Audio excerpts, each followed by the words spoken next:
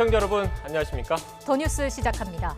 정보위원회를 제외한 나머지 17개 상임위원회 위원장을 단독 선출한 민주당이 3차 추경안 심사에 속도를 내고 있습니다. 의사 일정 불참을 선언했던 통합당은 심사 기간을 늘리면 추경안 심사에는 참여할 수 있다는 제안을 내놨습니다.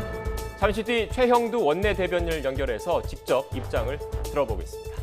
교회와 사찰 등 종교시설을 중심으로 집단 감염이 꼬리에 꼬리를 물고 있습니다. 어제 하루 43명이 추가로 확진 판정을 받았습니다. 일본이 우리나라를 겨냥해 기습적인 수출 규제를 시행한 지 1년이 돼갑니다. 전문가와 함께 지난 1년을 평가하고 향후 대응책을 모색해 보겠습니다. 먼저 오늘의 주요 뉴스부터 전해드립니다.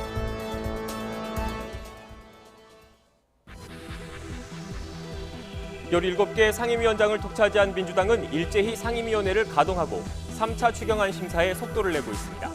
의사 일정을 거부한 통합당은 추경 심사 시한을 늘리면 동참할 수도 있다며 여지를 남겼습니다. 서울 관악구 왕성교회발 N차 감염이 확산하면서 관련 확진자가 30명을 넘어섰습니다. 경기도 의정부에서는 일가족 3명이 확진 판정을 받아 방역당국이 감염 경로를 추적하고 있습니다.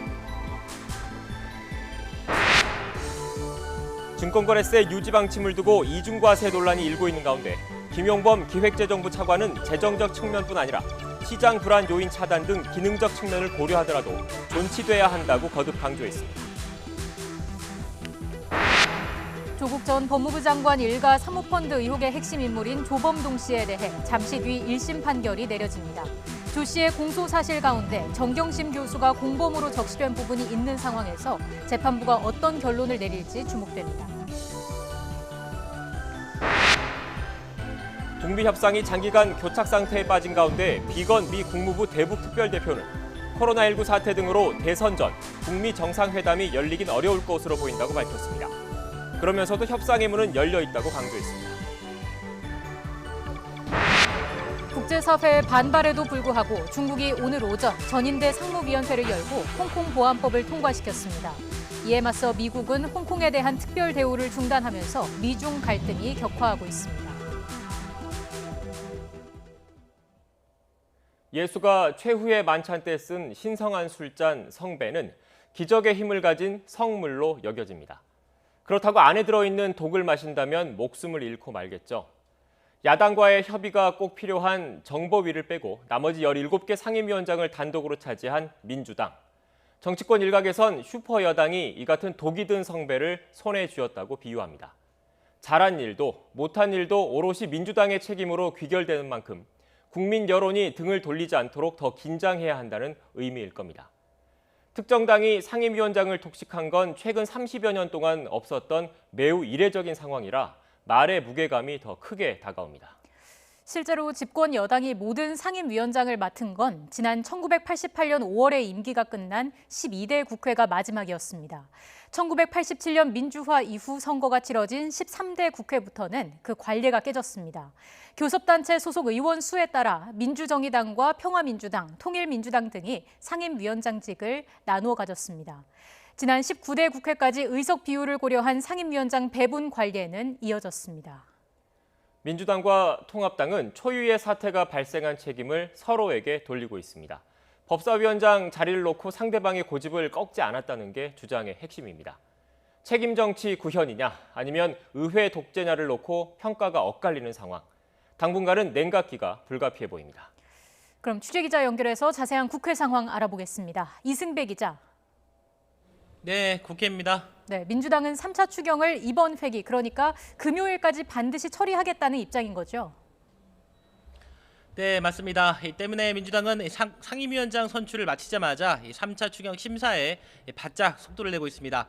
어제 본회의가 끝난 뒤 곧바로 16개 상임위원회를 일제히 열어서 개별 심사에 돌입을 했고요. 오늘은 예산결산위원회를 가동 중입니다. 홍남기 경제부총리 겸 기획재정부 장관은 예결위에 나와서 35조 원 규모의 3차 추경 예산 가운데 10조 원가량은 강도 높은 지출 구조 조정으로 조달을 하고 23조 8천억 원은 국채를 발행하고자 한다, 이렇게 밝혔습니다. 구체적으로는 고용보험 사각지대 노예는 이들에게 150만 원씩 현금을 지원하고 해외 판로가 막힌 수출기업 지원과 소상공인 긴급자금 1,000만 원 지원 등이 포함이 됐습니다. 홍 부총리는 추경안이 국회를 통과하면 석 달 안에 예산의 75%를 집행하기 위한 계획을 세우고 있다고 설명했습니다. 오늘 예결위에는 정세균 총리와 홍남기 경제부총리, 이혼의 교육부 장관 등이 나와서 각 부처별 필요 예산 등을 보고를 했고요. 예결위원들의 질문에 답하고 있습니다. 현재는 점심시간이라 잠시 멈췄고 회의는 잠시 뒤인 오후 2시부터 재개됩니다. 다만 미래통합당은 소속 의원의 상임위 강제 배정에 항의하며 국회 보이콧을 선언하면서 어제에 이어서 오늘도 회의에 참여하지 않았습니다. 네, 앞서 언급한 대로 통합당은 거대 여당의 의회 독주이자 폭거다 이러면서 국회 참여를 보이콧했는데 심사 기간을 늘리면 예산 심사에 참여할 수도 있다 이런 의견을 오늘 제시했다면서요. 네, 맞습니다. 오늘 오전부터 열린 통합당 긴급 의총에서 나온 이야기인데요. 결론부터 말하면 추경 예산 심사 기간을 오는 11일까지로 늘린다면 통합당은 보이콧을 풀고 예결위에 참여하겠다는 겁니다. 민주당은 6월 국회 회기 내에 그러니까 당장 이번 주까지 추경 처리를 서두르겠다 이렇게 공언을 해왔는데요. 일주일가량 시간을 더 늘려달라는 겁니다. 이를 위해서는 박병석 국회의장이 소속 의원 전원이 제출한 상임위원 사임계를 처리를 하고 통합당이 원하는 안으로 상임위원을 다시 배정해야 한다는 조건도 붙었습니다. 주호영 원내대표도 의총 모두 발언에서 이번 추경은 국민 혈세가 35조 원이 넘게 들어가는데 재원 마련 대책도 없이 민주당은 사흘 만에 심사하겠다 이렇게 말한다고 비판을 했는데요. 이에 따른 대안이 나온 것으로 보이는데 이 제안을 민주당이 수용할지는 불투명합니다. 통합당은 이와 함께 정부의 3차 추경안의 문제점을 조목조목 지적하며 날을 세웠습니다.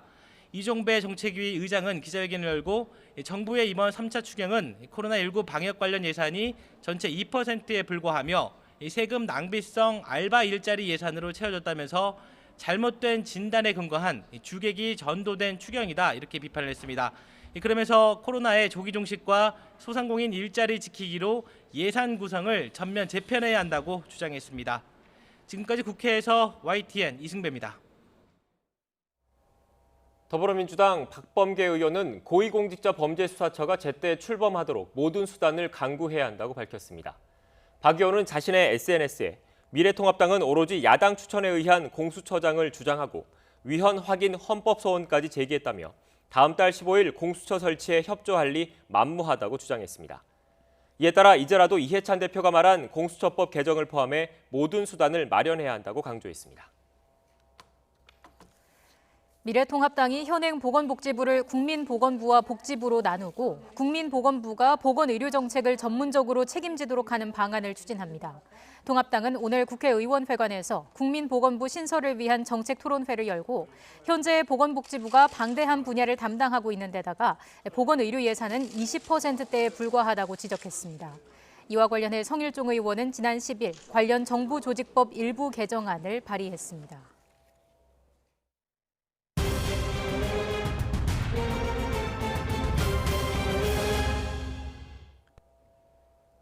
코로나19 관련 소식입니다. 수도권에 있는 교회에서 소규모 집단 감염 사례가 잇따르고 있습니다.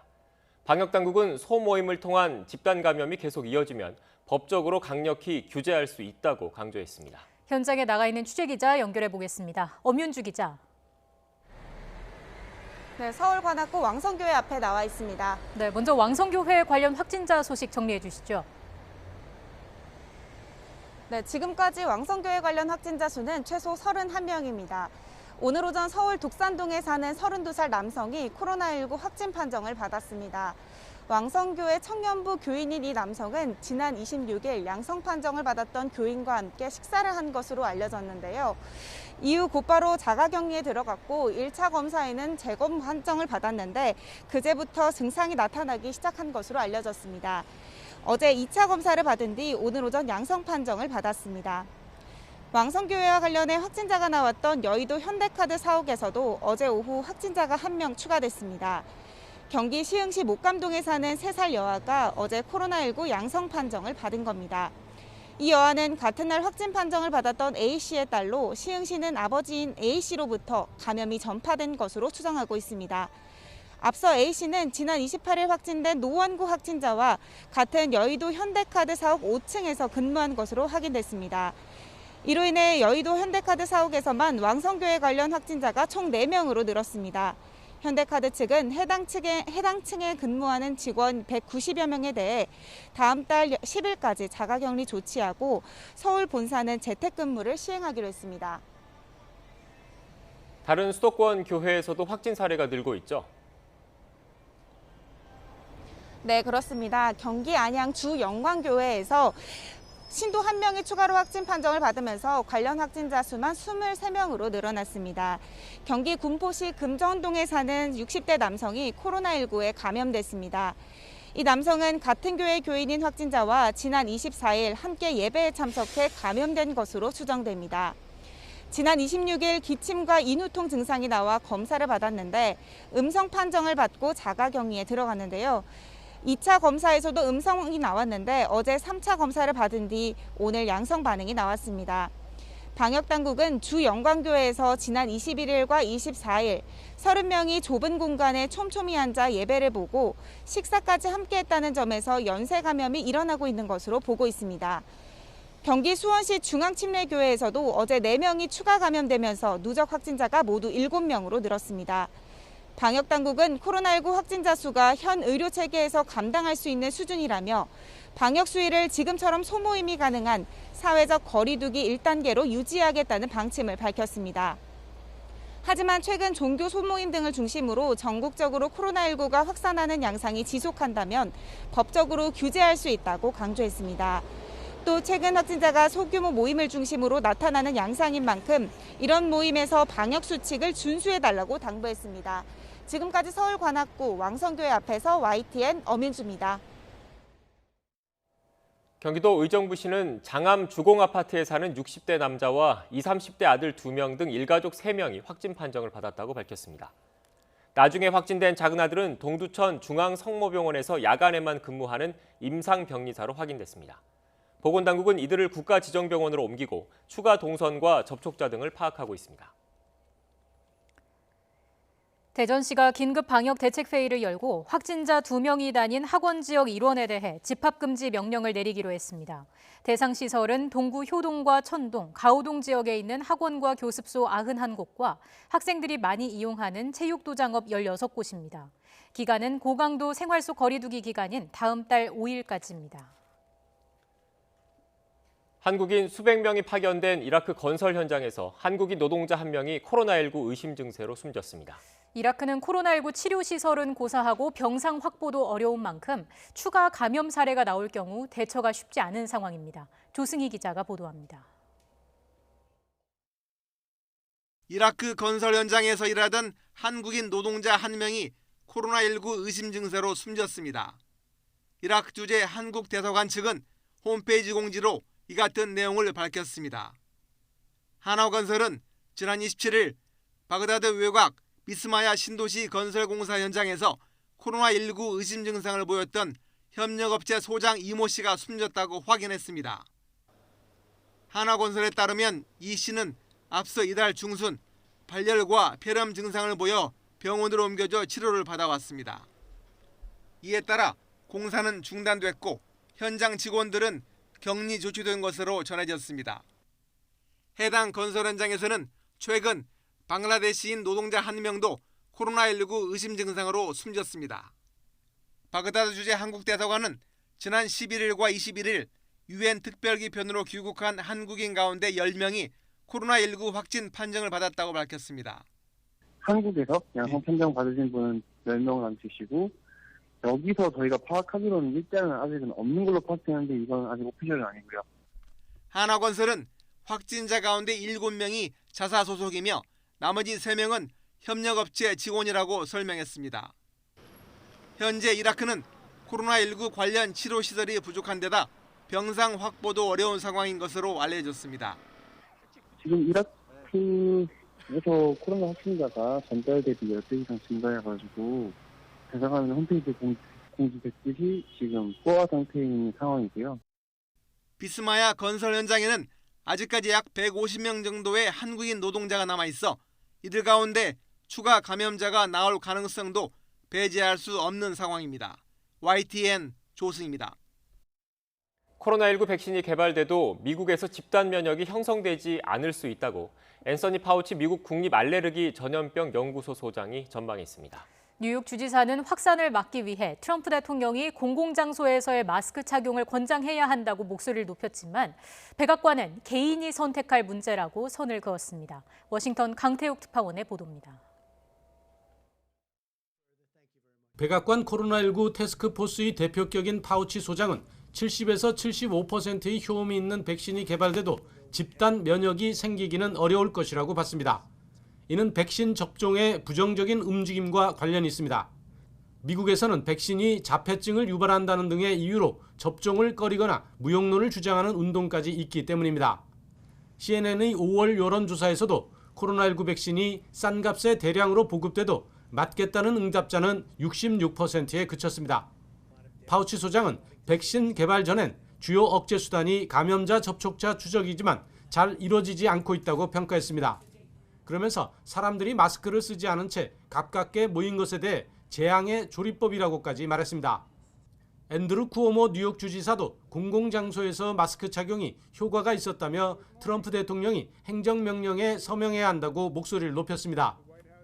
And the president doesn't have to pass a piece of legislation, doesn't have to call the Congress. Just sign an executive order saying wear a mask. 하지만 트럼프 대통령과 백악관은 요지부동입니다. 마스크 착용은 개인의 선택이라는 겁니다. It's his choice to wear a mask. It's the personal choice of any individual as to whether to wear a mask or not. He encourages people to make whatever decision is best for their safety. 특히 마스크를 쓰지 않는 것이 트럼프 대통령을 지지하는 정치적 정체성의 상징이 되면서 코로나19 대응을 더욱 어렵게 하고 있다는 지적이 나오고 있습니다. 워싱턴에서 YTN 강태욱입니다. 거브레여수스 세계보건기구 WHO 사무총장은 코로나19의 최악이 아직 오지 않았다고 말했습니다. 거브레여수스 사무총장은 WHO 본부에서 열린 화상 언론 브리핑에서 우리는 모두 이것이 끝나기를 바라고 삶을 이어가길 바란다면서 하지만 엄혹한 현실은 이것이 종결 근처에도 가지 않았다는 것이라고 밝혔습니다. 유럽연합이 내일부터 한국과 일본, 호주, 캐나다 등 14개국 국민에 대해 입국을 허용하기로 했다고 BBC 방송이 보도했습니다. EU 입국이 허용되는 국가는 한국과 일본, 호주, 캐나다 외에 알제리와 조지아, 모로코, 뉴질랜드, 르완다, 우루과이 등입니다. 미국과 중국, 브라질은 제외됐습니다. 중국이 현재 개발 단계에 있는 코로나19 백신을 군인들을 대상으로 우선 사용할 것이란 보도가 나왔습니다. 중국의 관변 매체 환구시보는 중국 군사의학연구원과 칸신호 생물 주식회사가 개발 중인 백신이 군 내부에 한해 사용할 수 있게 됐다고 전했습니다. 아울러 칸신호 생물 주식회사도 개발 중인 백신 후보 물질이 1년간 군 특수약품으로 허가를 받았다고 발표했습니다. 환구시보는 또 해당 백신 후보 물질이 지난 11일 2차 임상시험까지 마친 상태고 군 내부로 사용이 제한돼 있어 지방 의료기관에서 사용하려면 성정부와 군 병참보장부의 허가를 받아야 한다고 설명했습니다. 네, 중앙방역대책본부의 브리핑이 시작됐습니다. 현장으로 가보겠습니다. 12,800명입니다. 신규로 108명이 격리 해제되었고 현재 981명이 격리 중으로 전체 격리 규모는 1,000명 이하로 내려갔습니다.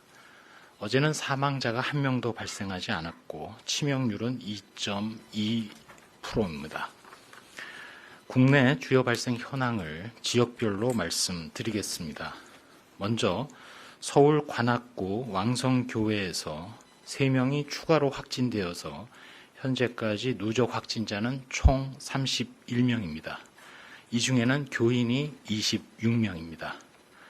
경기도 안양시 만안구 주영광교회 관련해서 1명이 추가 확진되어 총 누적 확진자 수는 23명이며 이 중에는 신도가 19명입니다. 경기도 수원시 교인 모임과 관련해서 역학조사 결과 1명이 추가로 확진되었습니다. 총 누적 확진자가 8명이고 이어서 광주광역시 광륵사와 관련하여 접촉자 중에 2명이 추가로 확진되어서 총 누적 확진자는 14명입니다. 대전에 6월 27일 이미 확진받은 접촉자 조사 중에서 확진자의 가족, 직장 동료, 그리고 종교시설 등과 관련해서 총 9명의 확진자가 확인되어서 현재 감염 경로를 조사하고 있습니다. 지난 일주일간 각종 종교 모임과 관련해서 20, 30대의 확진자 비율이 증가함에 따라 확진자 중에 60세 이상의 고령자 비율은 전주와 대비해서 6.2%포인트 감소하여 25.7%로 내려갔고, 이러한 고령자 비율 감소에 따라 전체적인 치명률도 지속적으로 감소하고 있습니다. 다음으로는 해외 유입에 대해서 설명드리겠습니다. 전체 어제 해외 유입 확진자 20명의 추정 유입 국가는 미주가 3명, 유럽이 1명, 아프리카가 2명, 중국 외에 아시아가 14명입니다. 중국 외 아시아 14명 중에는 카자흐스탄이 10명으로 가장 많은 비율을 차지하고 있습니다. 어제 종교시설에 대해서 각별한 주의를 당부드린 데 이어서 역학조사 결과를 오늘 보도자료에 본문에 첨가를 해서 노출 경로를 조금 더 자세히 기술하였습니다. 예를 들어 경기 안양시에 소재한 주영광교회의 경우 종교시설 내의 감염 확진자가 노출 경로로는 11개 정도의 노출 경로를 나타내었습니다. 비록 추가 환자는 아직은 3명이지만 노출 규모가 이렇게 다양하고 대규모일 수 있다는 것을 확인할 수 있으며, 서울 관악구에 소재한 왕성교회의 경우에도 교회 외로 노출 경로를 8개를 파악을 하였습니다. 주로 직장이라든지 또 사회복지시설, 어린이집, 심지어 물류센터, 학원 등 다양한 노출 경로를 보였습니다. 이렇게 다양한 집단으로 전파돼서 급속하게 지역사회 확산을 유발할 가능성이 있다는 것을 확인했기 때문에 각종 종교 등의 모임에서 감염이 또 전파나 확산이 이루어지지 않도록 사전 예방의 중요성을 다시금 강조드립니다. 다시 한번 말씀드린다면 종교시설 등에서의 감염을 예방하기 위해서는 침방울로 인한 전파가 우려되는 활동, 소모임, 수련회 등은 취소하시거나 가능한 비대면으로 전환해 주시기 바랍니다. 부득이하게 종교활동을 실시할 경우 참여자 간의 물리적 거리 유지가 가능하도록 참여자의 규모를 줄이거나 또 발열 및 의심 증상이 있을 때에는 참석하지 않도록 안내하고 또 확인도 철저하게 해야 하며 손 씻기나 마스크 착용이 반드시 이루어져야 하겠습니다. 또한 식사 제공이라든지 노래 부르기나 소리 지르기 등 침방울이 튀는 행위는 하지 않아 주셔야 되겠습니다. 저희 중앙방역대책본부에서는 종교시설 관련된 감염과 관련해서 계속 발생이 이어진다면 당국으로서는 강제적인 조치까지도 검토할 수밖에 없는 상황임을 엄중히 말씀드리면서 지금까지 말씀드린 당부사항이 철저하게 준수될 수 있도록 종교계 스스로 부단히 노력해 주시기를 거듭 부탁드립니다. 다음으로는 국내 코로나19 항체가 조사 진행 상황을 말씀드리겠습니다. 현재 중앙방역대책본부에서는 2020년 국민건강영양조사의 자녀 혈청 1차분 1,555건입니다. 이 검체는 금년 4월 21일부터 6월 19일 사이에 수집된 검체들입니다. 또한 서울의 서남권에 있는 의료기관에 내원하는 환자 검체 1,500건, 이 검체는 5월 25일부터 5월 28일 사이에 수집된 검체로 파악하고 있습니다. 이렇게 두 가지 자녀 검체들에 대해서 항체가를 분석하기 위해서 시약을 활용한 검사 및 확인 조사가 진행 중에 있음을 말씀드립니다. 향후에도 2달마다 국민건강영양조사 혈청검사를 계속 실시를 하고 오는 7, 8월 중에는 대구 경북 지역에 건강검진과 연계해서 일반 인구의 잔여검체 1000건에 대해서도 항체가 조사를 실시할 예정이라는 말씀을 드립니다. 앞서 말씀드린 국민건강영양조사 혈청 1차분 그리고 서울 서남권 내원 환자 잔여검체에 대한 항체가 조사 결과가 나오게 된다면 이 결과에 대해서는 전문가들의 검토를 거쳐서 공개할 계획임을 말씀드립니다. 또한 저희 중앙방역대책본부에서는 코로나19 혈장 치료제와 관련해서 18명의 완치자께서 추가로 혈장 공여 참여 의사를 표명해 주셔서 지금까지 총 229명이 참여 의사를 밝혀주신 데 대해 거듭 감사드리며 이 중에서 실제 혈장 공여가 이루어진 88명에 대해서도 깊은 감사의 말씀을 드립니다. 마지막으로 본격적인 장마철을 맞았습니다. 장마철에는 각종 감염병, 구체적으로는 수인성 감염병, 또 모기가 매개하는 감염병, 피부병 등이 증가할 수 있기 때문에 철저한 손 씻기 그리고 안전한 음식물 섭취로 이러한 각종 감염병 예방에 주의해 주실 것을 부탁드립니다. 특별히 장출혈성 대장균을 비롯해서 세균성 이질, 장티푸스나 노로바이러스 등 음식물로 전파되는 수인성 감염병이 장마철에 유행할 수 있고 일본내염 환자 발생 가능성도 있는 데다가 특별히 경기도 북부 지역을 중심으로는 말라리아에 주의하셔야 합니다. 다시 한번 철저한 손 씻기와 개인위생 준수를 말씀드립니다. 지금까지 중앙방역대책본부 브리핑 들었습니다. 주요 내용 정리하겠습니다. 왕성교회 관련해서 3명이 추가로 확진 판정을 받아서 누적 환자가 31명으로 늘었습니다. 광주 광늑사 관련해선 2명이 추가로 확진됐습니다. 누적 환자가 14명으로 집계됐습니다. 왕성교회와 관련해서는 교회 이외에 누출 경로 8개가 파악됐다는 방역당국의 설명이 있었습니다. 그래서 종교시설 감염을 예방하기 위해 비대면 활동으로 전환해달라는 요청도 있었습니다. 네, 중앙방역대책본부의 브리핑 내용 전해드렸습니다. 이어지는 브리핑과 질의응답은 YTN 유튜브 채널을 통해 계속 시청하실 수 있습니다.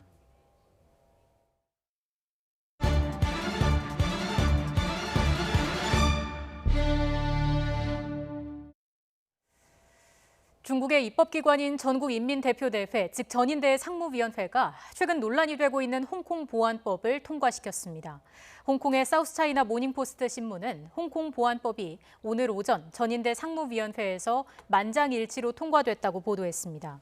사우스차이나 모닝포스트는 또 홍콩 보안법이 전인대 상무위원 162명 전원의 지지를 받았으며 내일부터 시행될 것이라고 전했습니다. 중국이 홍콩 보안법을 처리했지만 미국 정부는 법안이 통과되기도 전에 홍콩에 대한 특별 대우를 중단했습니다. 일단 홍콩에 대한 국방 장비 등의 수출을 중단했는데 추가 조치가 예상돼 미중 갈등이 더욱 격화될 것으로 보입니다. 보도에 박홍구 기자입니다. 중국의 홍콩 보안법 처리가 현실화하자 미국 정부가 단호한 조치를 내렸습니다. 미국 상무부는 성명을 내고 홍콩에 적용하고 있는 수출 허가 절차 예외 등 특별 대우를 중단한다고 밝혔습니다. 윌버로스 상무장관은 성명에서 홍콩 보안법의 제정으로 민감한 미국 기술이 중국 인민해방군 등에 의해 전용될 위험이 커져 홍콩에 대한 특별 지위를 철회하게 됐다고 설명했습니다. 마이크 폼페이오 국무장관도 성명에서 홍콩의 자유를 박탈하는 중국 공산당의 결정은 홍콩에 대한 트럼프 행정부의 정책을 재평가하게 만들었다고 지적했습니다. 이에 따라 미국산 군사 장비의 홍콩 수출을 중단하고 상업과 군사 용도로 쓸 수 있는 기술에 대해서도 같은 조치를 취하겠다고 밝혔습니다. 로이터 통신은 2018년 상무부의 수출 허가 절차 예외를 적용받아 홍콩으로 수출된 미국산 물품 규모는 4억 3,270만 달러, 우리 돈 약 5,200억 원에 이른다고 보도했습니다. 폼페이오 장관은 이에 앞서 지난 26일에도 홍콩의 자치권을 훼손하거나 인권 침해에 관여한 전현직 중국 공산당 관리에 대해 비자 제한을 발표했습니다. 미국 상원도 비슷한 내용의 홍콩 자치법을 만장일치로 가결했습니다. 미국 정부는 앞으로도 홍콩에 대한 특별 대우를 없애기 위한 추가 조치를 취하겠다고 밝혔습니다. 대선을 앞둔 트럼프 행정부가 코로나19 책임론에 이어 홍콩 보안법 통과를 계기로 대중국 압박 수위를 더욱 높이고 있습니다. YTN 박홍구입니다. 이번 여름은 예년보다 훨씬 무더운 날씨가 이어질 것으로 예상되고 있습니다. 전력 사용량이 상당할 것으로 보입니다. 정부는 최대 전력 수요에 대비해서 1억만 킬로와트 이상 사상 최대 규모의 전기 공급 능력을 확보했습니다. 이광엽 기자의 보도입니다.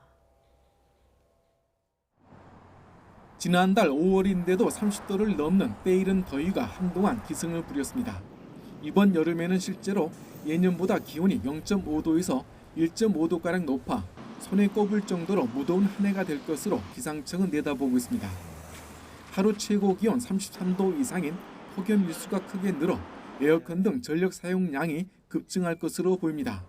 폭염 일수를 보면은 20에서 25일 정도로 평균은 약 2배, 그리고 작년보다는 약 10일 정도가 많게 나타나겠습니다. 이에 따라 산업부는 전력 수급 대책으로 여름철 기준으로 역대 최고 공급 능력인 1억 19만 킬로와트를 확보했습니다. 올여름 최대 전력 수요는 상위 10개 연도의 평균 기온 29.1도를 적용하면 적게는 8,730만 킬로와트, 상위 3개 연도의 평균 기온 30.1도를 가정하면 많게는 9,080만 킬로와트가 될 것으로 예상됩니다. 올여름 전력 사용량이 최대 절정인 9천만 킬로와트를 넘더라도 공급 능력이 1억 킬로와트 이상 충분하므로 남는 전력은 900만 킬로와트가량이고 예비율이 10%를 훨씬 웃돌 전망입니다. 예비 전력 규모는 지난해보다 절반 넘게 늘어 전력 공급에 비교적 여유가 생겼다는 설명입니다. 사회적 배려가 필요한 계층에는 에너지 바우처를 확대 지급하고 전기요금 할인 한도 액수도 2만 원으로 늘려주기로 했습니다. 다음 달 하순에서 8월 중순까지는 낮에 폭염이 계속되고 밤에는 기온이 크게 내려가지 않아 덥고 습한 이른바 열대야 현상이 나타나 전력 사용량이 최대치에 이르게 됩니다. 정부는 이 기간 3주 동안 전력 관리에 각별한 주의를 기울이면서 부족하다고 판단될 경우 700만 킬로와트대의 추가 예비 전력도 투입할 계획입니다. YTN 이광효입니다. 강원 영동에 호우경보가 내려진 가운데 세찬 장맛비가 쏟아지고 있습니다. 이 지역은 내일 아침까지 120mm 이상의 많은 비가 더 내릴 것으로 보입니다. 자세한 장맛비 전망 알아보겠습니다. 박현실 캐스터. 네, 상암동 야외 스튜디오에 나와 있습니다. 네, 지금 서울은 비가 그친 거죠?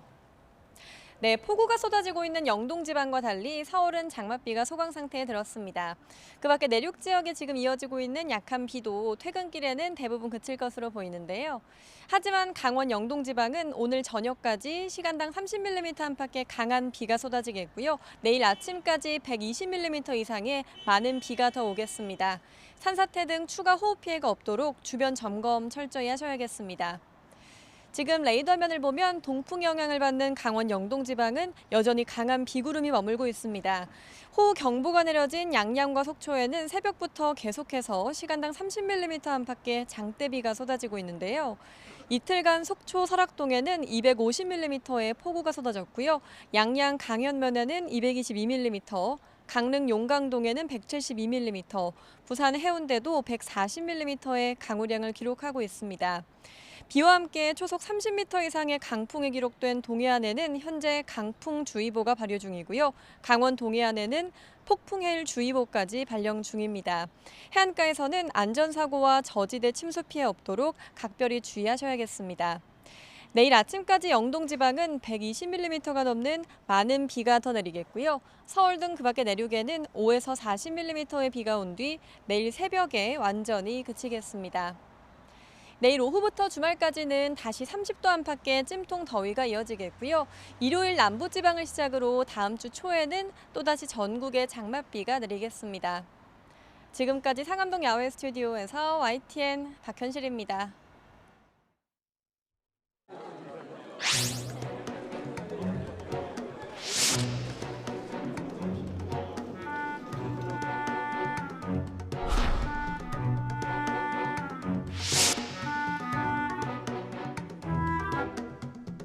생계를 걱정하는 서민들, 국민과 기업들의 절박한 호소를 더 이상 외면할 수 없어서 원구성을 마치기로 했습니다.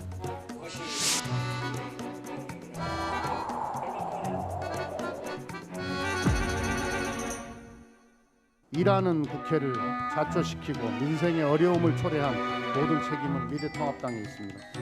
민주당이 상생과 협치를 허여차고 국회를 일방적으로 운영하기 위한 것이고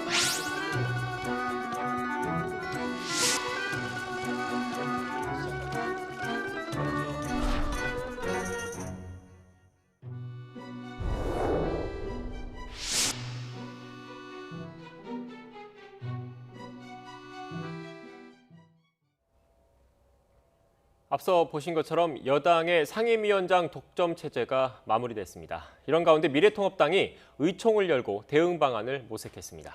상임위 보이콧을 선언한 미래통합당의 입장과 향후 계획은 무엇인지 최형두 미래통합당 원내대변인과 이야기 나눠보겠습니다. 대변인님 나와 계십니까? 네, 안녕하십니까? 네, 오늘 진행된 의총의 전반적인 분위기가 어땠는지 궁금하고요. 또 어떤 얘기들이 나왔습니까? 네, 의총의 분위기는 어제 정말 헌정사상 최초로 국회의장과 여당이 야당원 103명을 상임위에 강제 배정했습니다. 이건 뭐 정상적인 민주주의 국가에서는 있을 수 없는 일이고요. 우리나라 헌정사상 어떤 독재 권력, 어떤 절대 권력도 이런 무모한 짓을 하지는 않았습니다. 이건 국회의원, 개별 헌법기관으로서의 국회의원, 그리고 각 국민의 지역구의 국민의 뜻을 대변하는 국회의원의 뜻과 정책 능력, 정책 의지를 완전히 짓밟은 폭거입니다. 이 문제에 대해서 어제 당장 의원총회에서 이야기 있었지만 이 향후 어떻게 할 것인가 이런 문제에 대한 이제 논의가 있었습니다. 더 이상 이제 협치는 없고 이제는 오로지 야당 의원으로서 지금 이 위기에 처한 국가 안보라든가 또 경제 민생 문제를 야당 국회의원으로서 어떻게 우리가 대처할 것인가에 대한 각오와 또 그런 논의가 있었습니다. 지금 민주당 거대 여당이라는 이유로 과거 2008년에 저희들도 180석 가까운 의석이 있었지만 이렇게 야당을 무시하고 야당의 법사위원장 자리를 뺏지는 않았습니다. 그러나 지금 이렇게 일방적인 폭주의 거대 여당과 국회의장, 청와대 이런 상황에서 어떻게 해야 할 것인가. 그냥 저희들로서는 야당 의원으로서 이제 원내 교섭 단체로서의 권능과 이런 협상권 자체를 박탈한 이런 여당을 상대로 어떻게 싸울 것인가에 대한 그런 진지한 논의가 있었습니다. 네. 결국 핵심은 법사위원장과 관련된 문제였던 것 같은데 협상 과정에서 네네. 민주당 측의 알짜배기 상임위 의석을 제안을 미래통합당이 하지 않았습니까? 그런데 결국은 실익이 없는 것 아니냐 이런 목소리도 나오고 있는데 당 내부에서는 어떻습니까? 이건 실익의 문제가 아니고 원칙의 문제입니다. 이 어제가 마침 6.29 33주년이었습니다. 6.29가 뭡니까? 당시 독재 정권, 전두환 군부 정권이 국민들의 뜻에 무릎을 꿇고 대통령 직선제를 시작하고 그래서 민주화가 열린 거 아니겠습니까? 우리 국회가 지난 30년간 이런 협치의 전통을 지켜왔습니다. 그것은 어석수에 따른 상임위원장을 배분해서 지금 대통령제인 우리 정부의 구조와 달리 국회에서는 협치와 조율, 견제 이런 협력의 전통을 만들고 원칙을 지켜왔습니다.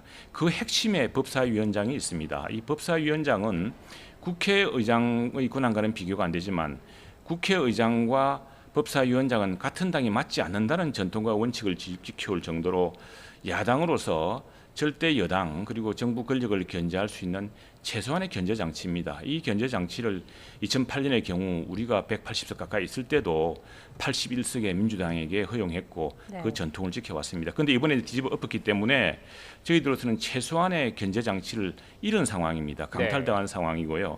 그 나머지 몇 개의 의석을 배분한다는 것은 사실상 큰 의미가 없다는 것이 우리 내부 의총에서 오래전부터 이렇게 정리되고 결의해온 바입니다. 그래서 사실 상임위원장을 맡게 될 삼선 국회의원들, 삼선 중진들이 지금 법사위원장을 민주당이 다시 원상복귀시키지 않는다면은 그래서 우리 원내대표가 그걸 협상을 통해서 확보하지 못한다면은 다른 상임위원장 자리는 의미가 없다고 미리 배수진을 친 상태입니다. 예. 그런 상황에서 법사위원장이 없는 협상은 무의미했던 것입니다. 협치가 무너진 것이죠. 그 차기 대선 결과에 따라서 후반기 법사위원장을 결정하자는 국회의장의 제안도 거부를 했는데 이 과정에서 김종인 비대위원장의 의견이 크게 반영됐다는 얘기도 있습니다. 여기에 대해서는 어떤 말씀 해주시겠습니까?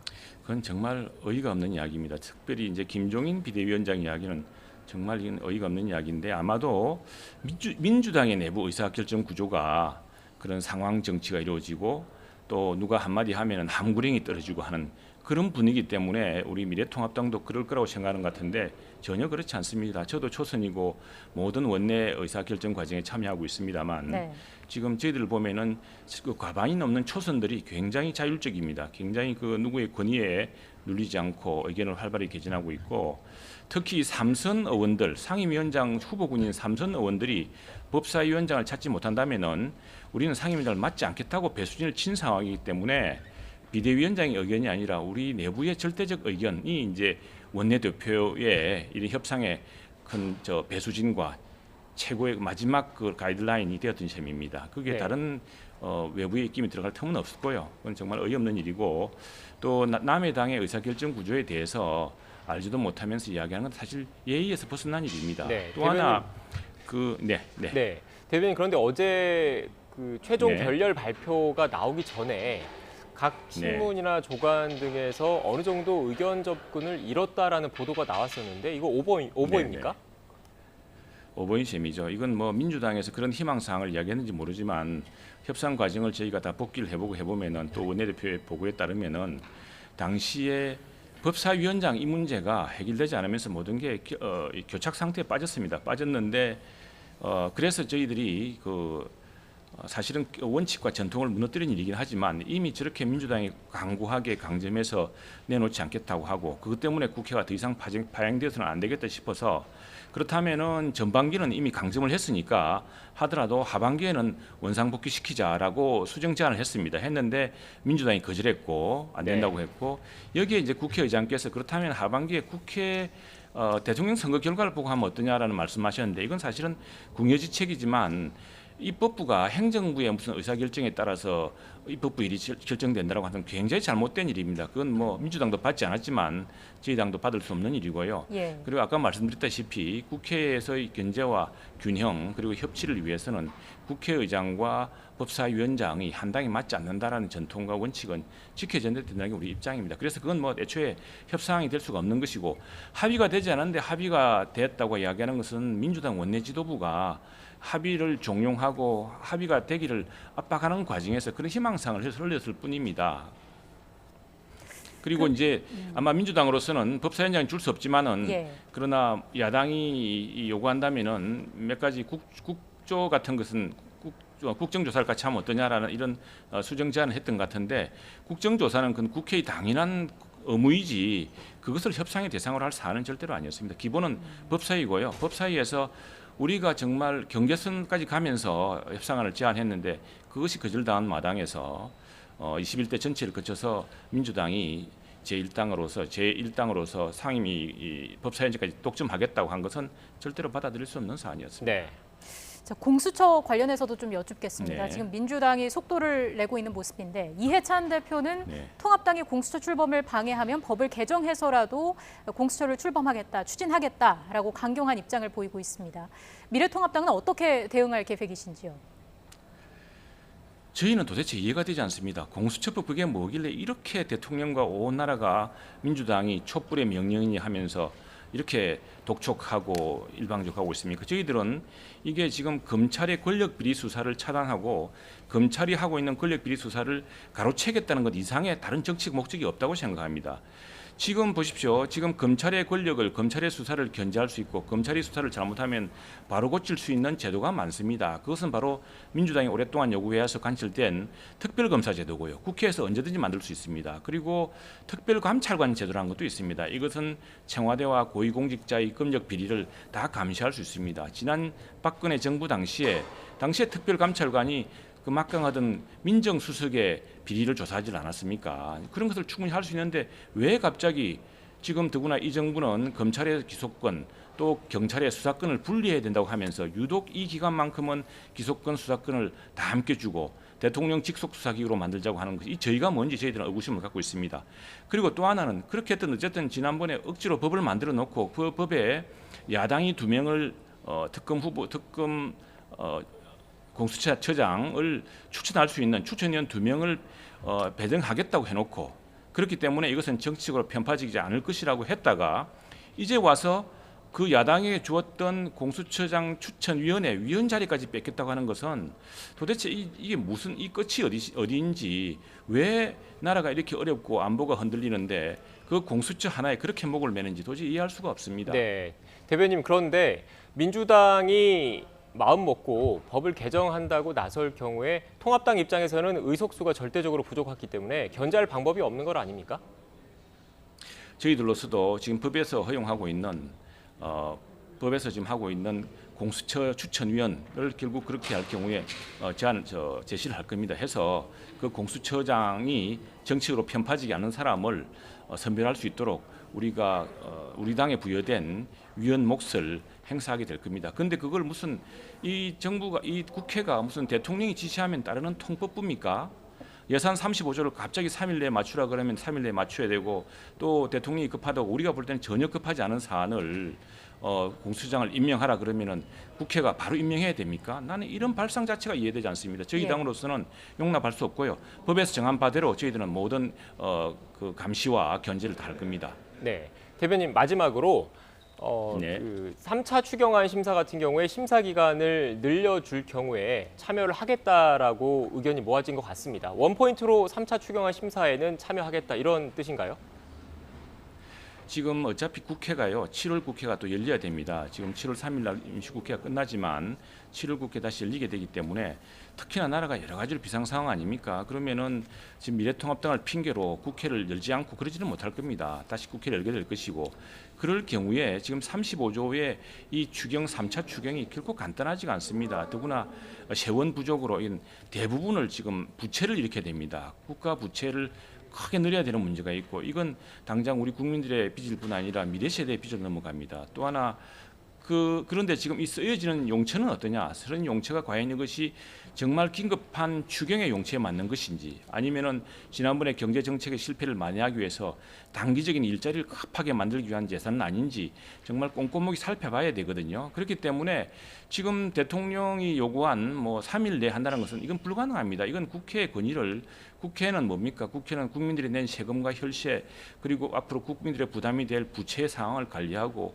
그 예산이 정확하게 집행될 수 있도록 하는 거 아니겠습니까? 이건 여당조차도 받아들여서는 안 되는 일입니다. 어떻게 3일 만에 다 끝냅니까? 그렇게 급했다고 한다면은 청와대가 나서서 야당 의원도 설득하고 야당 원내 지도부도 설득하고, 또 이 법사위원장 문제로 오랜 전통과 원칙인 이 법사위원장 문제로 국회가 공전하지 않도록 대통령부터 여당 지도부를 설득했었어야죠. 그런데 그걸 갑자기 지금 와서 예산 내역도 제대로 설명하지 않은 채 35조 무조건 내놔라 그렇게 하면은 하겠습니까? 더구나 국회 예산정책처는 여야가 중립적으로 만들 초당파적인 국회에서 이제 예산을 심사하는 기구입니다.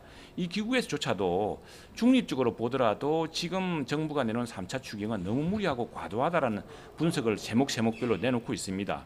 이런 것들을 바탕으로 조금 더 따져봐야 할 문제지 35조 무조건 다 3일 내에 맞추고 이럴 수가 없습니다. 네, 그렇기 알겠습니다. 위해서는 우리도 급하게 할 테니 시간을 좀 더 필요하다는 이야기입니다. 네, 알겠습니다.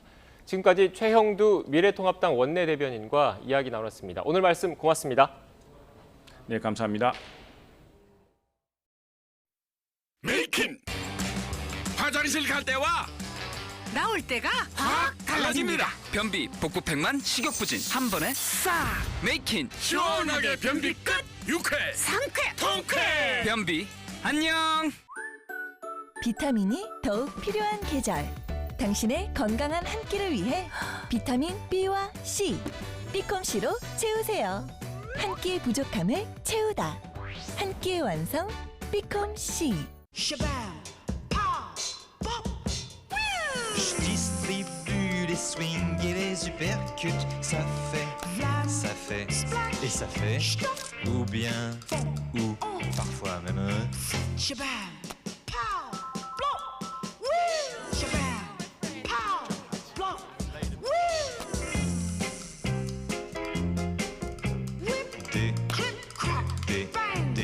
Des.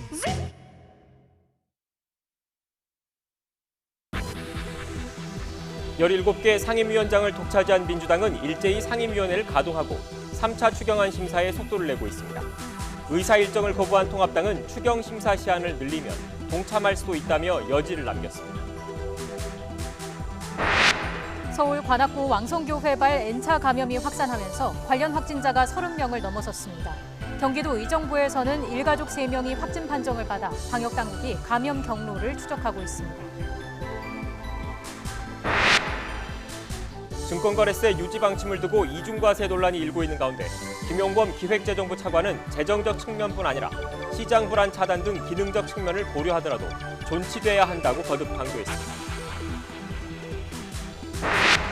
조국 전 법무부 장관 일가 사모펀드 의혹의 핵심 인물인 조범동 씨에 대해 잠시 뒤 1심 판결이 내려집니다. 조 씨의 공소 사실 가운데 정경심 교수가 공범으로 적시된 부분이 있는 상황에서 재판부가 어떤 결론을 내릴지 주목됩니다.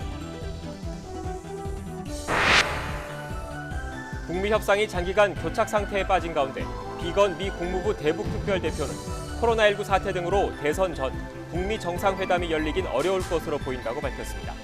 그러면서도 협상의 문은 열려 있다고 강조했습니다. 국제사회의 반발에도 불구하고 중국이 오늘 오전 전인대 상무위원회를 열고 홍콩 보안법을 통과시켰습니다.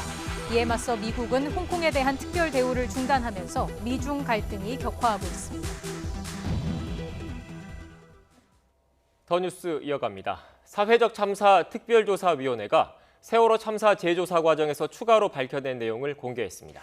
참사 당일 사고 현장에 출동했던 해경 항공기 기장들이 당시 배 안에 많은 승객이 탑승해 있다는 교신이 수차례 있었는데도 제대로 구조 활동을 하지 않아 사상자가 늘었다는 겁니다. 브리핑 직접 들어보시겠습니다. 해경 초기 출동 세력의 도착 시간을 보면 기존에 알려진 바와 달리 511호기가 9시 26분경으로 최초에 도착을 했고 703호기, 513호기, 그리고 123정, 512호기 이렇게 4대의 항공기와 1대의 함정이 도착을 했습니다. 영상에서 보셨듯이 헬기 프로펠러 소리의 의미는 최초로 헬기 소리가 들려오니 헬기 소리가 들려서 살았구나 생각하며 친구들과 수다를 떨었다. 예, 넘어가 주시고요. 예, 최초 현장 도착한 해경 세력 관련해서는 저희들이 조사를 하게 된 배경 중에 하나입니다. 국제 해사기구 IMO인데요. 여기 국제 민간 항공기구 이 두 군데서 국제 항공 해상 수색 구조 지침서라는 것 IMSAR라는 것이 존재를 하는데 이 부분이 해경에 2013년도에 발행한 해경 수색구조 매뉴얼입니다. 그래서 2014년도에도 적용이 되는 그 수색구조 매뉴얼의 법적인 근거를 제공하고 있습니다. 여기에 현장에 최초 도착한 수색구조 세력, 명백하게 선박이나 항공기라고 명명되어 있습니다. 그래서 이 선박이나 항공기는 현장 조정관 기능을 담당한다. 여기서 현장 기능관이 바로 OSC, 그러니까 현장을 지휘하는 세력이 돼야 한다라고 규정이 돼 있었는데 저희들이 확보하고 있는 해상 수색구조 매뉴얼 안에는 이 부분이 번역이 잘못된 듯하여 항공이라는 말이 정확하게 표현되어 있지 않습니다. 그래서 현재 2019년도 개정된 수색구조 매뉴얼에는 항공기가 똑같이 저렇게 기재가 돼 있습니다. 예, 여기서 저희들이 해경 1, 2, 3 정장 항소심 판결문을 드는 이유가 있습니다. 1, 2, 3 정장 재판 과정을 확인해 보면 1, 2, 3정이 왜 처벌을 받았냐면 출동할 때 선내에 승객들이 있다는 사실을 이미 인지했음을 확인했고 그들에게 퇴선 조치를 내리지 않았기 때문에 사망을 했다. 이 부분이 범죄 혐의로 특정이 됐기 때문에 1, 2, 3 정장이 대표해서 모든 세력이 모두가 범죄 혐의가 있으나 1, 2, 3 정장이 이 정장이라는 이유로 대표적으로 처벌을 받은 사례입니다. 그러나 해경 출동 세력 중에 항공 세력은 그 대상에 포함되지가 않았던 겁니다. 그리고 참고인 조사를 받는 것이 2014년 9월 달 정도 됐을 텐데요. 그때 검경합수에서 1, 2, 3 정장 수사를 할 때 참고인 신분으로 항공 세력들은 조사를 받은 바 있습니다. 예, 해경 항공 출동 세력은 감사원 감사 2014년 그리고 1, 2, 3 정장 사건의 참고인으로 조사가 되었을 뿐이고 그들이 이 세월호 현장에서 취했던 조치의 타당성과 진술의 진위 여부가 본격적으로 조사된 바는 없었다. 예, 저희들은 지금까지 사회적 참사 특별조사위원회 브리핑 들었습니다. 주요 내용 정리하겠습니다. 세월호 전복 전에 해경 항공기 4대가 현장에 도착했죠. 이에 대해서 기장들은 전복되기 전에 다수의 승객이 탑승한 사실을 몰랐다고 주장했습니다. 하지만 사참위가 조사한 결과 당시 교신 내용에 승객이 탑승한 정황이 담겼습니다. 당시 출동 항공기 교신 내용을 여러 개 확보했다는 건데요. 네, 그래서 업무상 과실치상, 치사 혐의로 수사가 이루어져야 한다고 밝혔습니다. 자세한 내용은 또 이어지는 뉴스에서 정리해서 전해드리겠습니다. 다음 소식입니다. 수도권 교회 중심으로 코로나19 감염이 집단적, 산발적으로 퍼지는 데다 해외 유입 사례마저 줄지 않고 있습니다. 어제 하루 신규 확진자는 43명인데 지역 발생이 23명, 해외 유입이 20명이었습니다. 취재기자 연결합니다. 김종균 기자. 네, 사회부입니다. 네, 수도권 교회 집단 감염 확산이 여전히 계속되고 있다고요? 네, 오늘 오전 기준 방역당국 집계입니다. 서울 관악구 왕성교회의 확진자가 추가로 3명 확인됐습니다. 현재까지 누적 확진자는 31명입니다. 경기 안양시 만안구 주영광교회 확진자도 1명 더 나와 누적 확진자는 23명이 됐습니다. 경기 수원시 교인 모임과 관련해 1명이 추가 확진돼 누적 환자는 8명입니다. 교인 모임 역학조사 결과 교회 밖 교인 간 접촉에 의한 감염 이후 가족, 지인 간 전파로 추정됩니다. 아울러 광주 광역사 접촉자 2명이 추가 확진돼 누적 확진자가 14명으로 집계됐습니다. 대전에서도 연일 확진자가 이어지고 있습니다. 지난 27일 확진 판정을 받은 환자의 접촉자 조사 중 확진자의 가족, 직장 동료, 교회 교인 가족 등 모두 9명의 환자가 확인됐습니다. 어제 하루 신규 확진자는 이틀째 40명대를 기록했죠? 네, 오늘 0시 기준 어제 하루 신규 확진 환자는 43명입니다. 누적 환자는 12,800명입니다. 신규 환자 가운데 지역 감염이 23명이고 해외 유입이 20명입니다. 지역별로 보면 서울과 경기가 각각 7명, 인천 3명이 발생했습니다. 이 밖에 대전 5명, 광주 3명이고 부산, 세종, 강원, 충북, 경북이 각각 1명씩 나왔습니다. 해외 유입 사례도 2자릿수 증가세를 이어갔습니다. 해외 입국자 가운데 검역 단계에서 확인된 환자가 13명입니다. 사망자는 발생하지 않아 누적 사망자는 282명을 유지했습니다. 격리 해제된 사람은 108명이 늘어 완치율은 90.1%입니다.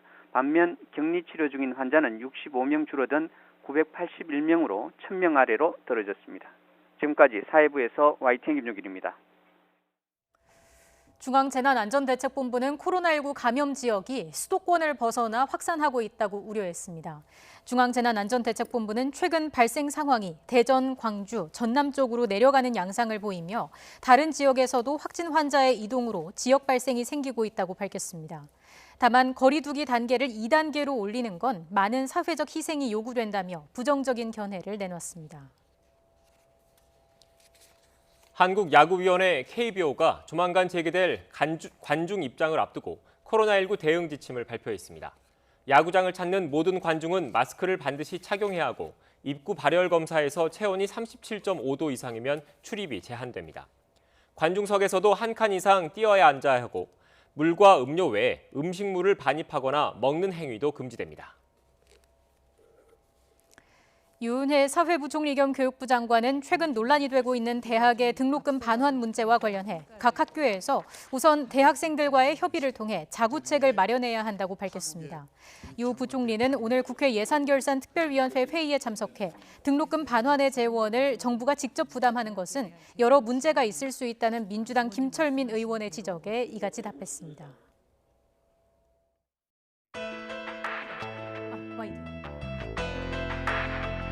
日韓請求権協定に違反するなど国と国とのですね信頼関係を損なう対応がですね残念ながら続いている。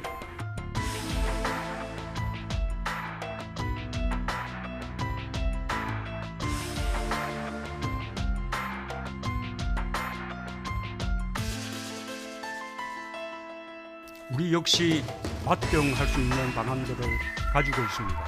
해자인 일본이 적반하장으로 오히려 평소를 치는 상황을 결코 좌시하지 않겠습니다. South Korea and Japan are fighting all the time. They've got to get along because it puts us in a very bad position.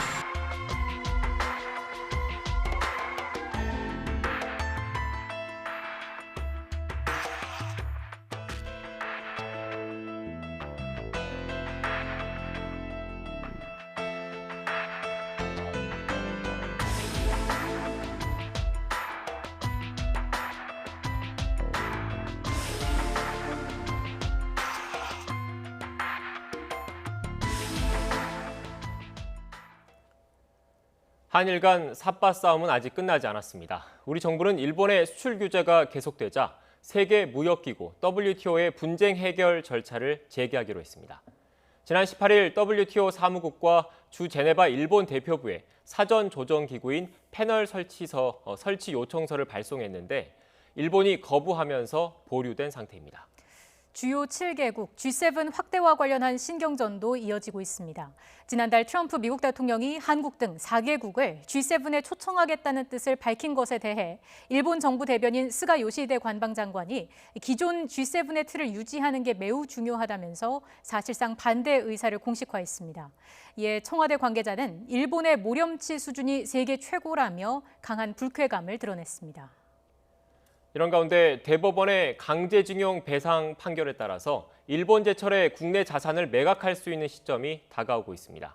오는 8월 4일 법원은 현금화 명령을 내릴 수 있는데요. 일본 정부도 추가 보복 조치로 맞불을 놓을 거란 관측이 많습니다. 시한폭탄과도 같은 2차 경제 보복이 현실화될지 일본의 수출 규제 1년을 앞둔 현재 상황과 전망 알아보겠습니다.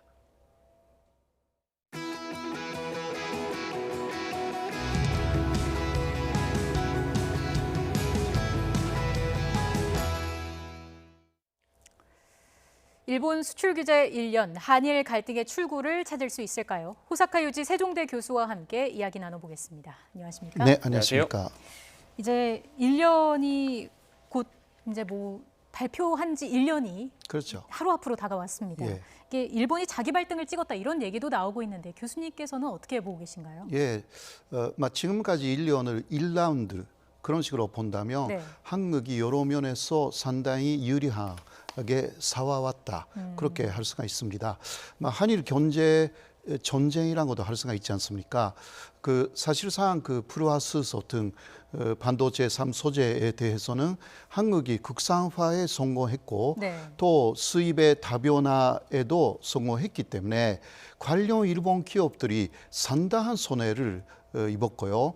그리고 불매 운동 때문에 일본 맥주라든가 유니크로라든가 일본 자동차 이런 것들이 현저하게 발리지 않았습니다. 예. 그리고 또 일본 안카기 운동이라는 게 있었기 때문에 특히 홋카이도, 큐슈, 오키나와, 대마도 굉장한 피해를 일본에서 입었습니다.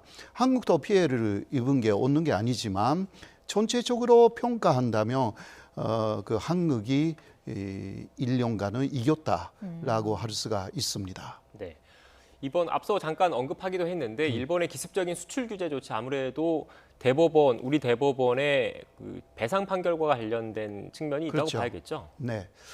그래서 일본 쪽에서 수출 규제를 아직 완화하지 않는 이유 가장 큰 것은 역시 한국의 2018년 10월에 먼저 나왔지 않습니까? 네. 대법원 판결에 대한 불만이 계속 남아 있어서 그것을 일본 쪽에 원하는 대로 해주지 않는 한 수출 규제를 부르지 않겠다라는 것이 일본의 손해라고 할 수가 있습니다. 그리고 8월 4일이 되면 일본 제철이죠. 일본 제철에 한국 내 자산을 현금화할 수 있는 절차가 가동되기 때문에 또 한국하고 일본의 경제 전쟁이 되는데요. 일본은 그렇게 하면 보복을 하겠다고 이렇게 정도의 옵션이 있다 이런 이야기도 내놨습니다. 네. 그렇기 구체적으로 때문에 어떤 옵션이 있을까요?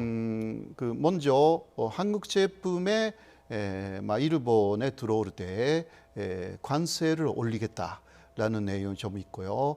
그리고 또 한국인에 대한 비자 문제를 또 강화한다라든가 가장 강한 부분은 일본에 있는 한국 기업들의 자산을 또 통교를 하겠다라든가 사실상 구체적으로 아직 말하지는 않고 있습니다. 그러나 흘리는 이야기는 그런 것들이라고 할 수가 있습니다. 어쨌든 앞서 교수님께서도 말씀을 해주신 것처럼 일본의 수출 규제를 계기로 해서 한국이 국산화에 성공을 했습니다. 네. 일본 정부는 이렇게 한국이 빠르게 국산화할 거라고 예상을 못했을까요? 예상을 못했습니다. 그래서 일본이 갖고 있는 예를 들면 불화수소라든가 네. 그런 것은 엄청나게 그 고순도입니다. 그것을 12-9이라고 하는데요. 한국이 국산화에 성공한 것은 11-9. 그러니까 일본보다는 고순도는 아니지만 그러나 시험을 해봤더니 그 정도라도 충분히 반도체를 만들 수가 있는 것입니다. 네. 그렇기 때문에 일본의 초고순도 플러스도 필요 없는 것이라는 것이 반면났기 때문에 일본이 그게 오산이었던 거죠. 일본이 갖고 있는 제품만큼의 고순도 제품은 아직은 만들 수가 없었지만 그 필요 없다라는 거. 그러니까 반도체를 만들기는 일본 것은 뭐 필요 없다. 예. 한국 내에서 충분히 플라스소를 생산할 수가 있고 또 다른 포토레지스트라든가 이런 것은 뭐 벨기라든가 다른 나라에서 수입을 할 수가 있는 그런 전망이 다 만들어져서요. 일본 내 관련 기업들이 굉장히 그러니까 손해를 받은 상황이 있습니다. 네, 일본 기업들 입장에선 그러면 불만이 커질 수밖에 없을 것 같은데 아베 정부가 정책을 바꿀 가능성은 얼마나 된다고 보십니까? 아베 정부가 정책을 바꾼다고 하면 아베 정권이 바뀌어야 합니다. 그러니까 다음 선거가 문제가 되는 거죠. 예. 중의원 선거를 내년 10월까지 한번 치러야 하고요. 그것은 빨리 한다면 8월 다음 달 혹은 그 다음 달 8월까지 할 가능성도 있다. 그런 이야기가 일본에서 나와 있습니다. 계속 늦어진다면 아베 정권에 불리하게 된다. 이런 이야기가 많고요. 네, 그러나 중요한 선거를 하여서 자민당 아베 정권에 모체가 되어 있는 자민당이 의석수를 엄청나게 줄이거나 그렇게 되면 아베 정부 아베 신조 일본 총리의 책임이 확실하게 이게 책임을 물어야 되는 입장이 되는 거죠. 네. 그렇게 되면 한국에 대한 문제도 바꿔야 할 것이고 일본 언론들은 이제 일본은 그런 식으로 수출 규제를 계속 하는 것에 대해서 부정적인 보도가 나오기 시작하고 있습니다. 어떤 내용의 보도가 나오는 겁니까? 구체적으로? 구체적으로 뭐 도쿄 신문이라든가 그런 신문들은 사실상 강제징용 문제에 대한 반대로 수출 규제를 한다라는 것은 좀 맞지 않는 그래 하면 안 되는 수법을 쓰고 있다라든가 그리고 한국의 굉장히 약한 부분을 찌르고 있다라는 것은 절대 쓰면 안 되는 그러한 국제적인 도의에 위배되는 수단을 일본이 쓰고 있기 때문에 이런 부분은 세계적인 비판을 받아도 어쩔 수 없는 내용이다. 그런 식으로 보도를 하고 있습니다. 이게 뭐 수출 규제로 인해서 오히려 일본이 불이익을 얻었다 이런 뉘앙스도 포함이 돼 있습니까? 예, 그래서 지금부터 시작된다고 하는 것은 2라운드라고 할 수가 있습니다. 그러니까 한국 측도 거기에 대해서 지금 준비를 하고 있고 네. 일본도 물론 여러 가지 보복 준비를 하고 있는데 양쪽의 피해가 더 심해지는 거 아닙니까? 이건 전제이기 때문에 한국이 아무리 이겼다고 해도 일본으로 더 여행을 하지 않았기 때문에 항공사는 일본 노선을 다 거의 폐지하다시피 했지 않습니까? 예. 한국 쪽에서도. 그러니까 한국에 많이 손해가 없었다라고 할 수도 없고요. 물론 현재까지 인류는 일본 쪽의 피해가 더 컸습니다. 근데 앞으로는 그래도 모르는 부분들이 있지 않습니까? 그래서 2라운드라는 거죠. 2라운드에 대해서 한국하고 일본이 더 이상 이러한 전쟁을 해나가는 것이 양국의 이익이 되는지 이익이 될 리가 없지 않습니까? 네. 그래서 일본이 양보해야 되는 부분은 양보해야 하고요.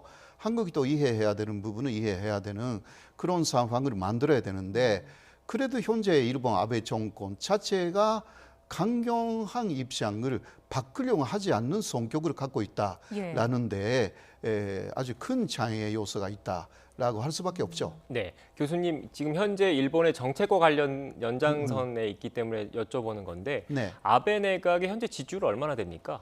지지율은 여러 여론조사 결과로 조금 차이는 있습니다만은 가장 낮은 곳은 27%로 나타났고요. 이전보다 많이 떨어진 건가요? 엄청나게 떨어졌죠. 네. 대체는 40%에서 50% 사이였기 때문에 그거는 그러나 한국과의 관계라기보다 예. 코로나 대책에 대한 실패 그리고 아베 정권의 스캔들이 좀 많기 때문에 국내적인 상황에서 지지율이 계속 떨어지고 있습니다. 가장 높게 나온 것도 35% 정도이기 때문에요. 그러니까 50% 정도였던 이전에, 2달 전에 그랬어요. 거기에서 비교한다면 네. 10%에서 15% 이상, 큰 곳은 20% 가까이 떨어진, 현저하게 떨어졌습니다. 네, 교수님 말씀을 들어보면 여론조사 결과 아베 내각의 지지율이 많이 떨어졌는데 이런 네네. 국내 정치적인 위기를 대외를 통해서 대외 관계를 통해서 돌리려는 시도가 있을 수도 있다. 그럴 경우에 오히려 더 한국에 대해서 우리나라에 대해서 더 강하게 나올 수도 있다. 이런 우려도 있는데 어떻습니까? 아마도 한 번은 그렇게 시도할 겁니다. 왜냐하면 혐한적인 전술을 계속 만들어 왔습니다. 아베 정권이. 그러니까 아베 정권이 2012년 12월에 들어선 이후 현재까지 8년 정도가 됐는데요. 역시 혐한적인 전술을 키워왔다라는 사실이 있습니다. 왜냐하면 극우파가 그 사람들의 지지 모체이기 때문에 일본의 극우의 특징상 혐한라는 게 있습니다.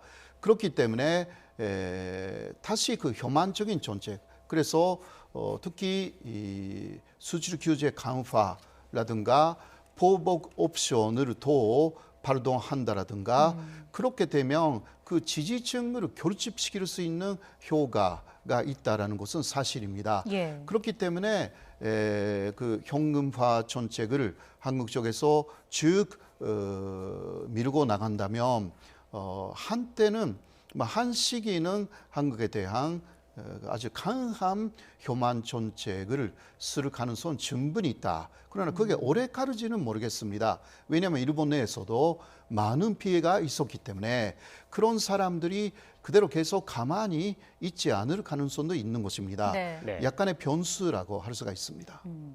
수출 규제 1년이 되고 있는데 여전히 신경전은 이어지고 있습니다. 앞서 저희가 설명을 해드렸습니다마는 미국 측의 G7 확대 개편 움직임에 대해서 일본 측에서 반대했다는 언론 보도가 나오기도 했고요. 글쎄요, 아시아 유일 참여국 지위를 유지하고자 하는 이면에는 또 다른 이유가 있지 않을까라는 생각도 드는데 어떻습니까? 그래서 아시아 유일의 지위를 지킨다라는 것은 한국을 절대 그러한 2위로 올리고 싶지 않다는 거죠. 2위라기보다 G7이 되면 선진국이 됐다라는 말하자면 그 사람들이 생각하는 서양 스타일의 선진국이 됐다라는 증명이 되는 것입니다. 거기에 대해서 한국이 그런 식으로 된다면 한국의 발언력이 강화되는 것이고요. 그러니까 간제징용 문제라든가 위안부 문제라든가 기타 한일 관계에는 굉장히 많은 갈등이 있습니다. 그런데 일본의 목소리가 비교적으로 보면 그 소양 사회에는 굉장히 많이 들어간 부분들이 있습니다. 그것이 산세되어서 한국의 목소리가 더 강하게 소양 사회에 그 어필이 되는 그러한 결과를 일본 정부를 우려를 하는 거죠. 특히 말씀드리고 싶은 것은 일본은 국가인권위원회가 없습니다. 예, 그래서 국가인권위원회를 만들지 않는 이유가 있죠. 혹시 만든다면 위안부 문제, 간접지원 문제를 일본 스스로가 전의를 해야 합니다. 네. 그것을 하고 싶지 않기 때문에 만들지 않는 것입니다. 네. 이러한 실태가 더 한국의 참여를 인해서 세계적으로 알리게 될 것입니다. 어마어마한 그 일본에 있어서의 뭐라고 할까 수치가 되는 거죠. 그래서 그런 것을 막기 위해서라도 한국의 국제적인 지위에 제고라는 것은 정말 일본이 원하지 않는 방향이다. 그렇게 말할 수가 있습니다. 네, 교수님 마지막으로 네. 군함도 역사 왜곡 전시관 관련해서 논란이 일고 있습니다. 그래서 우리 정부가 세계문화유산 지정 취소해야 되는 것 아니냐 이런 걸 요청했다는 보도도 나오고 있는데 교수님께서는 어떻게 생각하십니까? 예, 마지막에 그러니까 취소할 수가 있는가라는 부분만 말씀드리면 그거는 그 21개국으로 만들어져 있는 그 현재 세계문화유산위원회가 있습니다. 네. 거기에서 3분의 2 이상이 찬성해야 하는데 네. 많은 참여국들이 그 일본이나 한국의 눈치를 봤어요. 거기에 대해서 참여를 하지 않거나 기권을 하거나 그런 식으로 될 가능성이 충분히 있다라고 해서 현실적으로는 어려운 부분들이 있습니다. 실제로 취소된다라는 것은 그러나 그러한 그 일본의 부담성을 계속 이야기하는 것이 중요하죠. 예. 뭐가 잘못되어 있고 그 전시관에 전시되어 있는 내용이 뭐가 역사적인 왜곡인지를 계속 발신하는 하나의 큰 계기는 된다. 그렇게 말씀드릴 수가 있습니다. 네, 알겠습니다. 지금까지 호사카 유지 세종대 교수와 함께 이야기 나눠봤습니다. 오늘 말씀 고맙습니다. 1년 전 오늘 트럼프 미국 대통령의 깜짝 제안으로 남북미 새 정상이 사상 처음으로 판문점에 모였습니다. 성과가 없었던 하노이 북미 정상회담 이후 넉 달 만에 회동이 이루어지면서 다시 협상에 물꼬를 트는 게 아니냐는 전망이 제기됐지만 1년이 지난 지금까지 교착 상태는 계속되고 있습니다. 김문경 기자가 보도합니다. 1년 전 오늘 냉전의 상징 판문점에서 역사적인 장면이 펼쳐졌습니다. 우리나라를 방문했던 트럼프 대통령과 북한 김정은 위원장의 깜짝 회동이 이루어진 겁니다. 군사분계선 앞에 멈췄던 트럼프 대통령은 북측 지역으로도 발걸음을 옮겼습니다. 자, 밖에서 한 발자국을 가지면 사상 지금으로 땅을 말씀드리면 이들을 지켜보던 문재인 대통령은 남쪽으로 내려온 트럼프 대통령과 김정은 위원장을 맞았고 이렇게 남북미 정상이 판문점에서 모두 한자리에 모였습니다. A lot of really positive things are happening and I'm glad you could be here to see it, but tremendous positivity. 트럼프 대통령이 뭐 대담한 제안에 따라서 역사적인 만남이 이루어졌습니다. 트럼프 대통령님의 아주 과감하고 독창적인 그런 접근 방식에 대해서 경의를 표하고 싶습니다. 하노이 2차 북미 정상회담이 성과 없이 끝난 뒤 열린 새 정상의 판문점 회동은 비핵화 협상의 물꼬를 다시 트는 듯했습니다. 하지만 이후 북미 실무 협상이 결렬되며 중단됐고 남북 관계도 교착 상태에 빠져들었습니다. 올해 들어 코로나19로 국경을 닫은 북한은 느닷없이 남북 연락사무소를 폭파하거나 대남 확성기 설치 철거를 되풀이하기도 했습니다. 특히 오는 11월 미국 대통령 선거를 앞두고 있어 여건상 올해 북미 협상 재개는 쉽지 않은 상황입니다. 일각에선 미 대선 직전인 오는 10월 이전에 존재감을 높이기 위한 북한의 충격요법이나 북미 간 낮은 단계의 합의 가능성도 제기되지만 어느 쪽이든 본격적인 협상은 미 대선 뒤로 미뤄질 것으로 전망됩니다. YTN 김문경입니다. 한국과 미국이 스티븐 비건 미 국무부 부장관 겸 대북정책 특별대표의 방한 일정을 조율 중인 것으로 전해졌습니다. 외교소식통은 비건 부장관 방한을 추진 중이라며 시기는 이르면 7월이지만 8월 이후로도 넘어갈 수 있다고 말했습니다. 비건 부장관의 방한이 성사되면 북한의 협상 복귀를 촉구하는 메시지를 내놓을 것으로 보이고 대북 접촉을 타진할 가능성도 주목되고 있습니다. 스티븐 비건 미 국무부 부장관 겸 대북 특별대표는 미국 대선 전 북미 정상회담 가능성을 낮게 보면서도 북한의 협상의 문은 열려 있다고 강조했습니다. 비건 부장관은 현지 시간 29일 싱크탱크 점원 마셜펀드가 주최한 포럼 행사에 화상으로 참석해 북미 정상회담 전망에 대한 질문을 받고 이같이 답했습니다. 그러면서 미국은 아주 견고하고 세부적인 계획을 제시했으며 북한이 협상에 관여한다면 아주 빨리 진전을 볼 수 있을 것이라며 북한의 호응을 촉구했습니다. 허위 성분 판문으로 허가가 취소된 골관절염 유전자 치료제 인보사 의혹과 관련해 이웅렬 전 코오롱그룹 회장의 구속 여부가 이르면 오늘 결정됩니다. 서울중앙지방법원은 한 차례 연기된 이 전 회장의 구속영장 심사를 오늘 오전 9시 반부터 진행하고 있습니다. 이 전 회장은 식품의약품안전처로부터 인보사 이액 성분에 대해 연골세포로 품목 허가를 받고도 허가 내용과 다른 신장 유래세포 성분으로 제조, 판매한 혐의 등을 받고 있습니다. 오늘 법원에 출석한 이 전 회장의 발언을 들어보겠습니다. 인보사 믿고 구입하신 소비자한테 하실 말씀 없으세요? 죄송합니다. 최종 승인권자인데 신장 유래세포 쓰인 거 모르셨나요? 요즘 홈케어에 대한 관심이 커진 가운데 미세 침으로 피부를 자극해서 각질 제거나 주름 개선을 돕는다는 피부 자극기가 시중에 많습니다. 그런데 소비자원이 조사해봤더니 상당수의 침 길이가 기준치를 넘어 피부 손상, 감염까지 일으킬 우려가 있는 것으로 나타났습니다. 차유정 기자가 취재했습니다. 시중에서 쉽게 살 수 있는 피부 자극기입니다. 미세한 침으로 피부를 자극하는 원리인데 각질 제거나 피부 재생, 주름 개선에 탁월하다고 홍보하고 있습니다. 실제 써보고 피부 개선에 좋았다는 후기들도 적지 않습니다. 그런데 소비자원이 시중에 유통되는 제품을 조사해봤더니 85%가 침 길이가 길어 가정에서 개인이 쓰기 부적합한 것으로 드러났습니다. 식약처 공고에는 위험성 때문에 침 길이가 0.25mm가 넘으면 병원에서 써야 한다고 규정하는데 개인에게 판매되는 제품 상당수가 0.25mm를 넘는 겁니다. 적발된 제품 중에는 침 길이가 3mm짜리가 되는 것도 상당수였습니다. 병원용을 전문가가 아닌 개인이 임의로 쓸 경우 피부 조직이 손상되거나 피부염을 일으킬 우려가 크다고 소비자원은 경고했습니다. 실제 얼굴 화끈거림을 심하게 겪거나 알레르기가 났다는 피해 호소가 들어오기도 했습니다.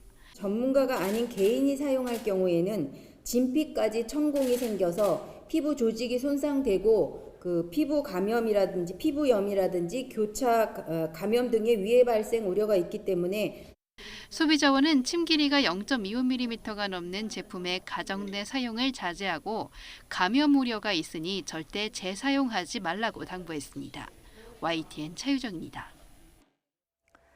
현재 경기를 보여주는 동행지수 순환 변동치가 21년 만에 최저치를 기록한 가운데 코로나19에 따른 수출 타격 등으로 지난달 산업 생산이 감소하고 투자도 줄었습니다. 반면 소비는 긴급 재난지원금 지급과 생활방역 전환 등 정책 효과로 2달 연속 증가하며 코로나19 사태 이전 수준까지 회복됐습니다. 통계청이 발표한 5월 산업활동 동향에 따르면 5월 전 산업 생산은 전월보다 1.2% 감소해 5개월 연속 감소세를 보였습니다. 이주열 한국은행 총재가 코로나19 사태의 장기화를 경고하며 지금까지 전방위로 이뤄진 은행권 기업 지원 방식의 변화 필요성을 언급했습니다.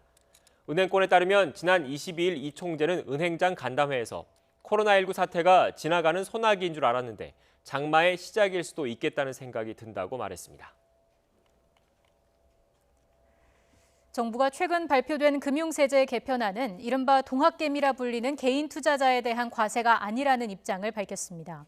김용범 기획재정부 1차관은 서울은행회관에서 열린 거시경제금융회의에서 소액주주의 주식 양도차익 전면 과세는 2023년 이후 시행할 예정이며 2023년 이전에 발생한 양도차익은 과세하지 않도록 의제 취득 기간을 둘 예정이라고 설명했습니다. 그러면서 현재 발생한 투자 수익에는 전혀 영향을 주지 않는다고 덧붙였습니다. 3번이나 음주운전을 저지르고도 프로야구 선수로 복귀하고자 했던 강정호의 계획. 결국 팬들의 손에 의해서 물거품으로 돌아갔습니다. 강정호 사태가 남긴 씁쓸한 단면을 허재원 기자가 돌아봤습니다. 강정호는 KBO 선수 시절 2번이나 음주운전에 단속됐고 메이저리그 진출 후에는 가드레일을 들이받고 운전자 바꿔치기까지 시도했습니다. 4년이 지나고 메이저리그에서도 방출된 뒤에야 고개를 숙이고 국내 복귀를 추진해 처음부터 진정성을 의심받았습니다. KBO 규약에 정통한 변호사를 선임하는 철저히 계산된 행보 끝에 1년 자격 정지 300시간 봉사활동이라는 솜방망이 징계를 받아내긴 했지만 이는 오히려 야구 팬들의 공분을 일으키는 촉매제 역할을 했습니다. 강정호를 퇴출해달라는 청와대 국민청원이 등장하는 등 뒤늦게 거센 여론을 감지하고 기자회견을 열었지만 진심을 담지 않고 같은 말만 반복하는 강정호의 태도에 오히려 비난 여론은 커져만 갔습니다. 비시즌 동안 유소년 야구 선수들에게 야구 관련 재능 기부를 유소년 애들에게 좀 더 많은 것을 제가 또 알려드리고 아이들에게 제가 꼭 도움이 될 수 있다면 정말 도움을 꼭 주고 싶고 결국 연맹도 구단도 막지 못했던 강정호의 복귀 계획은 팬들의 손에 가로막혔습니다. 법리적 한계에 가로막혀 사실상 범법자의 복귀길을 열어줬던 KBO도 마지막 순간까지 여론의 눈치만 살폈던 키움 구단도 비난의 화살을 피하지 못하게 됐습니다. 더불어 팬을 위해 존재하는 프로스포츠의 모든 종사자는 더욱 엄격한 도덕적 책무를 부과받고 있다는 평범한 진리를 다시 한번 되새기는 계기가 됐습니다. YTN 허재원입니다.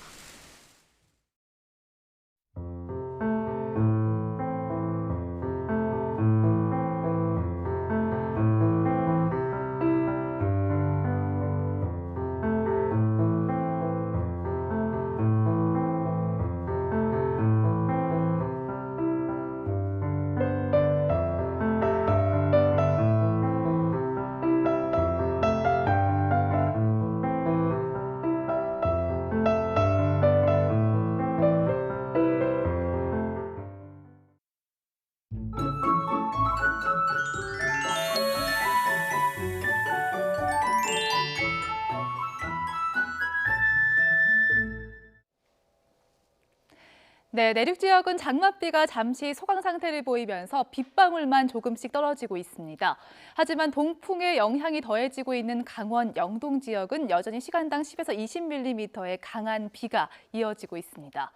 이에 따라 현재 강원 영동 지역엔 호우경보가 이어지고 있습니다. 그 밖에 동해안 지역은 강한 바람이 동반되면서 현재 강풍주의보가 내려져 있고요. 동해상과 남해상엔 풍랑특보가 발령 중입니다. 내일 아침까지 영동 지역 120mm 이상의 호우가 더 올 것으로 보입니다. 서울 등 내륙 지역은 비가 잠시 소강 상태를 보이다가 밤 사이에 다시 5에서 40mm의 비가 온 뒤에 내일 아침에 그치겠습니다. 내일 비가 그친 뒤 낮부터는 후덥지근하겠습니다. 오늘은 선선하지만 내일 서울 낮 기온은 27도까지 껑충 오르겠고요. 모레는 29도까지 올라 덥겠습니다. 날씨 정보였습니다. 더 뉴스 마치겠습니다. 저희는 내일 다시 뵙겠습니다. 고맙습니다.